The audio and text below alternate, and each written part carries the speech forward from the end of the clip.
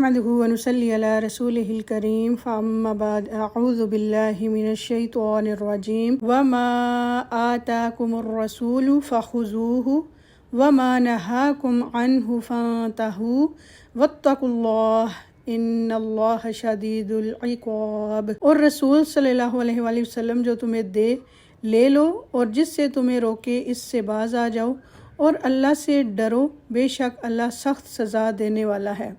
سورہ حشر آیت نمبر 7۔ بسم اللہ الرحمن الرحیم۔ شعبان المعظم۔ شعبان المعظم قمری کیلنڈر کا 8واں مہینہ ہے جو رجب اور رمضان کے درمیان آتا ہے۔ اس مہینے میں لوگوں کے اعمال اللہ تعالیٰ کے سامنے پیش کیے جاتے ہیں۔ ماہ شعبان اور روزے۔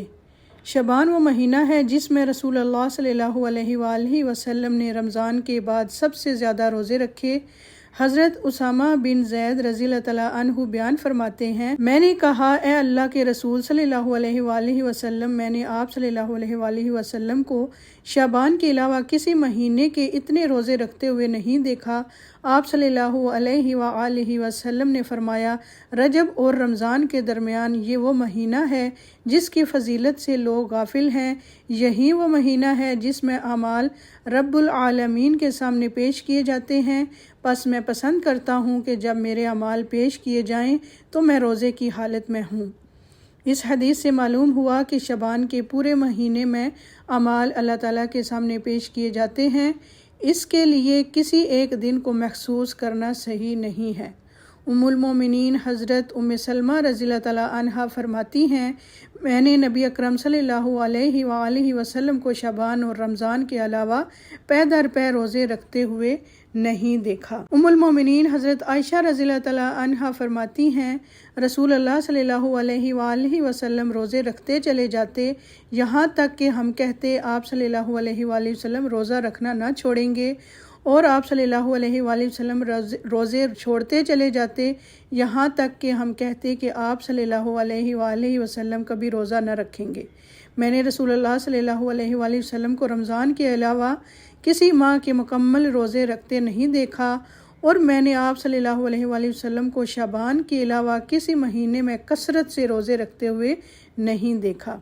ان احادیث سے ماہ شعبان میں کثرت سے روزے رکھنے کی اہمیت کا علم ہوتا ہے، تاہم پورے شعبان کے روزے صرف نبی صلی اللہ علیہ وآلہ وسلم کے ساتھ ہی مختص تھے، جبکہ امت کو نصف شعبان کے بعد عمومی طور پر روزہ رکھنے سے منع کیا گیا ہے، لہٰذا وہ افراد اس سے مستثنیٰ ہیں جو ایام بیض یا پیر اور جمعرات کے روزے رکھتے ہوں یا گزشتہ رمضان کے قضا روزے رکھنا چاہتے ہوں۔ شعبان اور شب برات۔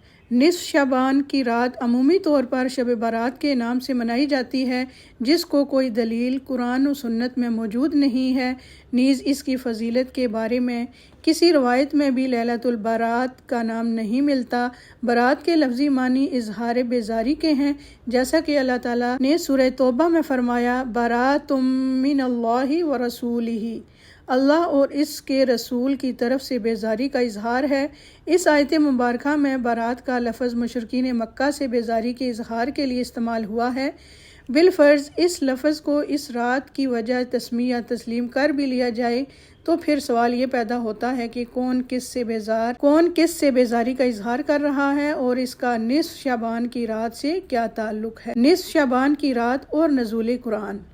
بعض لوگ نصف شعبان کی رات کی فضیلت ثابت کرنے کے لیے سورہ دخان کی آیت کا حوالہ دیتے ہیں، اِنَّا أَنزَلْنَاهُ فِي لَيْلَةٍ مُبَارَكَةٍ إِنَّا كُنَّا مُنذِرِينَ فِيهَا يُفْرَقُ کل امر حکیم۔ بے شک ہم نے اس قرآن کو ایک مبارک رات میں اتارا ہے، بے شک ہم خبردار کرنے والے ہیں، اس رات میں ہر محکم کام کا فیصلہ کیا جاتا ہے۔ لیکن سوال یہ پیدا ہوتا ہے کہ کیا واقعی ان آیات میں لیلۃ المبارکہ سے مراد نصف شعبان کی رات ہی ہے، یا اس سے مراد کوئی اور رات ہے؟ لیلۃ المبارکہ کے بارے میں مفسر ابن کثیر رحمۃ اللہ لکھتے ہیں کہ اس مقام پر اللہ تعالیٰ نے قرآن مجید کے بارے میں فرمایا ہے کہ اس نے اسے مبارک رات میں نازل فرمایا، اور مبارک رات سے مراد لیلۃ القدر ہے، جیسا کہ ارشاد باری تعالیٰ ہے، اِنَّا أَنزَلْنَاهُ فِي لَيْلَةِ الْقَدْرِ، بے شک ہم نے اس قرآن کو شب قدر میں نازل کیا، اور یہ لیلۃ القدر رمضان کی رات تھی، جیسا کہ اللہ تبارک و تعالیٰ نے فرمایا شہر رمضان الذی انزل فیہ القرآن، رمضان وہ مہینہ ہے جس میں قرآن نازل کیا گیا۔ فسر ابن کثیر رحم اللہ کی اس وضاحت سے معلوم ہوا کہ لیلۃ المبارکہ سے مراد لیلۃ القدر ہے، نہ کہ نصف شعبان کی رات، کیونکہ قرآن مجید لیلۃ القدر میں نازل ہوا اور لیلۃ القدر میں رمضان کے آخری عشرہ کی ایک رات کا نام ہے۔ نیز لیلۃ القدر ہی وہ رات ہے جس میں تمام امور کے فیصلے کیے جاتے ہیں۔ رسول اکرم صلی اللہ علیہ وآلہ وسلم کے ارشادات کے مطابق بھی لیلۃ القدر کو رمضان کے آخری عشرے کی طاق راتوں میں تلاش کرنا چاہیے۔ حضرت انس رضی اللہ تعالیٰ عنہ روایت کرتے ہیں کہ مجھ سے حضرت عبادہ بن صامت رضی اللہ تعالیٰ عنہ نے بیان کیا کہ آپ صلی اللہ علیہ وآلہ وسلم اس لیے نکلے کہ ہمیں شب قدر کے بارے میں بتائیں۔ اتنے میں دو مسلمان لڑ پڑے تو آپ صلی اللہ علیہ وآلہ وسلم نے فرمایا میں تمہیں شب قدر کے بارے میں بتانے کے لیے نکلا تھا، لیکن فلاں کے لڑنے سے بھول گیا، اور شاید تمہاری بھلائی اسی میں ہے کہ تم اس کو 21، 23، 25، 27 اور 29 میں تلاش کرو۔ ام المومنین حضرت عائشہ رضی اللہ تعالیٰ عنہ فرماتی ہیں صلی اللہ علیہ وآلہ وسلم رمضان کے آخری عشرے میں اعتکاف کرتے اور فرماتے رمضان کے آخری عشرے میں شب قدر تلاش کرو۔ سورہ دخان کی آیات کی تفسیر اور صحیح احادیث سے مبارکہ سے لیلۃ القدر کے رمضان میں ہونے کی وضاحت کے بعد یہ دعویٰ درست نہیں کہ لیلۃ القدر نصف شعبان کی رات ہے یا لیلۃ القدر اور لیلۃ المبارکہ دو مختلف راتیں ہیں۔ نصف شعبان کی رات اور عبادات۔ نصف شعبان کی رات کے حوالے سے بعض عبادات کا اہتمام کیا جاتا ہے جو شرعاً ثابت نہیں ہیں۔ یہ عبادات نبی اکرم صلی اللہ علیہ وآلہ وسلم اور صحابہ کرام رضی اللہ تعالیٰ عنہ کے دور کے بعد کی ایجاد ہیں۔ صحابہ کرام رضی اللہ تعالیٰ عنہم امت کے بہترین لوگ تھے۔ اگر اس طرح کی عبادات پسندیدہ ہوتی تو وہ ان کو اپنانے میں پہل کرتے۔ حافظ ابن رجب لکھتے ہیں نصف شعبان کی رات میں اہل شام کے تابعین میں سے خالد بن معدان، مکحول اور لقمان بن عامر وغیرہ بڑی محنت سے عبادت کیا کرتے تھے۔ انہی تابعین سے لوگوں نے اس رات کی تعظیم اور فضیلت اخذ کر لی، اور یہ بھی کہا گیا کہ اس بارے میں ان کو اسرائیلی روایات ملی تھیں۔ بعض لوگوں نے اس کی فضیلت ثابت کرنے کی کوشش کی ہے، جن میں بصرہ کے کچھ عبادت گزار تھے، مگر علماء حجاز کی اکثریت نے اس کا انکار کیا، جن میں امام مالک، عطا ابن ابی ملیکہ اور دیگر فقہائے مدینہ شامل تھے۔ سب ہی نے اسے بدعت کہا۔ عبادات کے لیے محسوس دنوں اور راتوں کا ذکر واضح طور پر قرآن اور احادیث میں ملتا ہے۔ مثلا محرم الحرام میں یوم عاشوراء، عشرہ ذوالحجہ، یوم عرفہ، یوم النحر، ایام تشریق، ماہ رمضان، لیلۃ القدر، یوم جمعہ، ایام بیز یعنی ہر قمری مہینے کی 13، 14، 15 تاریخ وغیرہ، مگر شب برات کی عبادت کا کہیں بھی ذکر نہیں ملتا۔ نصف شعبان کی رات کی جانے والی ایک عبادت الصلاۃ الفیۃ ہے، 100 رکعت نماز ہے، اور ہر رکعت میں سورہ اخلاص 10 مرتبہ پڑھی جاتی ہے۔ اس طرح سورہ اخلاص کی کل تعداد 1000 مرتبہ ہو جاتی ہے۔ برصغیر پاک و ہند میں اس نماز کا بہت اہتمام کیا جاتا ہے۔ لوگ غروب آفتاب سے کچھ پہلے ہی مساجد میں جمع ہونا شروع ہو جاتے ہیں۔ فرض نمازیں ادا نہیں کرنے والے بھی یہ نماز پڑھ کر سمجھتے ہیں کہ اس رات کی برکت سے ان کے سابقہ تمام گناہ اور خطائیں معاف ہو جائیں گی اور ان کی عمر، کاروبار اور رزق میں برکت ہو جائے گی۔ حالانکہ رسول اللہ صلی اللہ علیہ وآلہ وسلم نے اس رات میں کوئی مخصوص نماز نہیں پڑھی، اور نہ ہی خلفائے راشدین نے، اور نہ ائمہ دین، امام ابو حنیفہ، امام مالک، امام شافعی، امام احمد، امام ثوری، امام اوزاعی اور امام لیث رحم اللہ میں سے کسی نے اسے قبول کیا ہے۔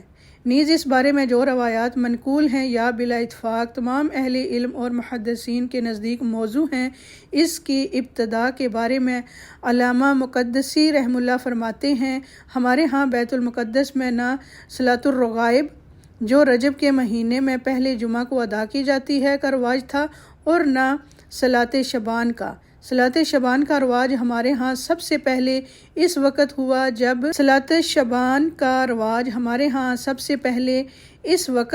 جب 448 ہجری میں ایک شخص ابن ابی الحمراء نابلس سے بیت المقدس آیا۔ وہ بہت اچھا قرآن پڑھتا تھا۔ وہ شعبان کی 15ویں تاریخ کو مسجد اقصیٰ میں نماز پڑھنے کھڑا ہوا۔